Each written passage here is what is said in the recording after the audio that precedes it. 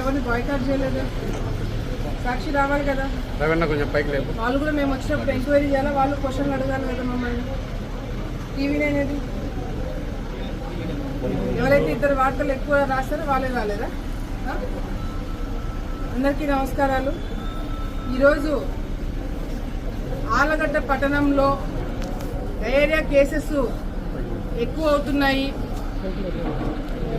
వందల మంది హాస్పిటల్ చుట్టూ తిరుగుతున్నారు, బెడ్లు లేవు, సరిగ్గా ఫెసిలిటీస్ లేకపోవడం వల్ల చాలా మంది చనిపోతున్నారు, లేకపోతే ఇబ్బందులు పడుతున్నారు. శానిటేషన్ ఎవరు పట్టించుకోవట్లేదు, ఈ ఆర్ఓ ప్లాంట్లు ఎవరు క్లీన్ చేయట్లేదు, ట్యాంకులు ఎవరు క్లీన్ చేయట్లేదు. అసలు ఆలగడ్డ అనేది మర్చిపోయింది ప్రభుత్వం అన్నట్టుగా సాక్షిలో చాలా పెద్ద పెద్ద కథనాలు రాసినారు. సాక్షిలోనే కాకుండా సాక్షిని బేస్ చేసుకుని 2-3 ఛానల్స్ ఎంత ఘోరంగా రాంగ్ ఇన్ఫర్మేషన్ ఇస్తుందంటే జనాలకి, ప్రజలందరూ కూడా భయభ్రాంతులు గురైపోయే పరిస్థితి ఈ రోజు మీడియా మిత్రులు తీసుకురావడం అనేది చాలా బాధాకరమైన విషయం అని చెప్పి ఫస్ట్ నేను మీ అందరు కూడా తెలియజేసుకుంటున్నాను. ఎందుకంటే ఏదైనా ఇట్లాంటి ఏదైనా వైరల్ ఫీవర్లు కానీ, డయేరియా కానీ ఇట్లాంటి ఏదైనా వచ్చినప్పుడు మీరు వాస్తవాలు రాస్తే ఆ వాస్తవాలను పట్టుకొని ఏదైనా చిన్న చిన్న పొరపాట్లు ఉంటే మేము సరిదిద్దుకోవడానికి ప్రభుత్వం తరపు నుంచి కానీ మేము కానీ ముందుకు రావడానికి అవకాశం ఉంటుంది. కానీ ఇక్కడ ఇష్టం వచ్చినట్టు వాళ్ళు చనిపోయినారు, వీళ్ళు చనిపోయినారు, ఆలగడ్డ ఐసీయూలో ఉన్నట్టుగా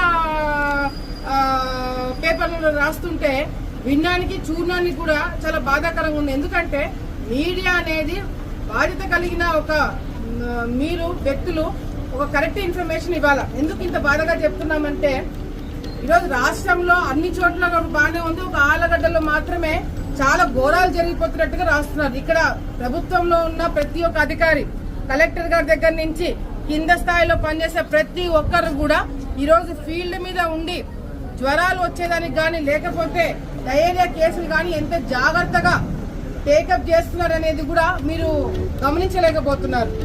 దాని గురించి ఎవరు రాయట్లేదు. ఎక్కడైతే మీరు ప్రాబ్లం మీడియా మిత్రులు చూపించారో ఆ ప్రాబ్లం ని మళ్ళీ రెక్టిఫై చేశారనేది కూడా మీరు చెప్పట్లేదు. ఎక్కడ ఆ ఏరియాలో ప్రాబ్లం ఉంది అని దాన్ని కంటిన్యూస్ గా అదే చెప్పుకుంటూ పోతున్నారు. ఈరోజు ఆలగడ్డలో యాక్టివ్ గా 11 కేసులు ఉన్నాయి. గతంలో కూడా ఈ 4-5 రోజులు కూడా కేసులు వస్తున్నాయి, తగ్గుతున్నాయి, పోతున్నారు. ఇప్పుడు ఈ రోజుకి యాక్టివ్ గా 11 కేసులు ఉన్నాయి. ఈ 11 కేసులో కూడా ఏది కూడా లైఫ్ థ్రెటనింగ్ కేసులు కాదు, అంటే చనిపోయే స్థాయిలో ఉన్న కేసులు అయితే కావు నేను చెప్పడం జరుగుతుంది. కానీ నాకు ఈ రోజు నిన్నటి నుంచి పొద్దున ఫోన్లు నాకు 11 మంది చనిపోయినారు, 10 మంది చనిపోయినారు, ఒక ఛానల్లో 50 మంది చనిపోయినారు. ఏందెందుకు రాస్తున్నారు? దయచేసి ప్రజల్ని భయభ్రాంతులు గురి చేయకండి. చనిపోయిన ముగ్గురు కూడా ఇమాంబి అనే ఆమెకి దాదాపుగా 70 సంవత్సరాలు. ఈ 70 సంవత్సరాలు ఉన్న ఇమాంబి కూడా ఆమెకి కిడ్నీ పేషెంట్, తర్వాత షుగర్, బీపీ కూడా ఉండడం జరిగింది. ఆమె ఆ కారణాల వల్ల కూడా చనిపోవడం జరిగింది. అంతేకాకుండా ఇక్కడ ఇంకొక మాబుసా అనే వ్యక్తి 75 సంవత్సరాలు. ఈయన 75 సంవత్సరాలు. ఈయనకి కార్డియాక్ అంటే వచ్చి ట్రీట్మెంట్ తీసుకొని వెళ్ళిపోయిన తర్వాత హార్ట్ అటాక్, కార్డియాక్ అరెస్ట్ తో కూడా చనిపోవడం జరిగింది. ఆయనకు ఆల్రెడీ హార్ట్ ప్రాబ్లమ్ ఉందని చెప్పి కూడా డాక్టర్లు చెప్తున్నారు. అదొకటి. ఇక్కడ చంద్రమోహన్ అనే వ్యక్తి 45 సంవత్సరాలు. ఆయనకి డయేరియా వచ్చింది. అంటే డయేరియా అనేది కూడా ఎందుకు మేము అంటున్నామంటే ఆయనకి మోషన్స్ అవ్వడము, ఇంట్లో కూర్చొని మరి ఆమె భార్యతో ఇందాక కలిసినప్పుడు ఆమె చెప్పడం ఏంటంటే ఆయనకి మోషన్స్ అయినాయి కానీ హాస్పిటల్కి రాలేదు.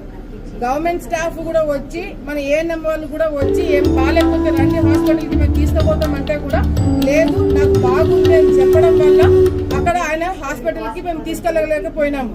అంతేకాకుండా ఆయన ఆల్కహాల్ తీసుకోవడం జరిగింది.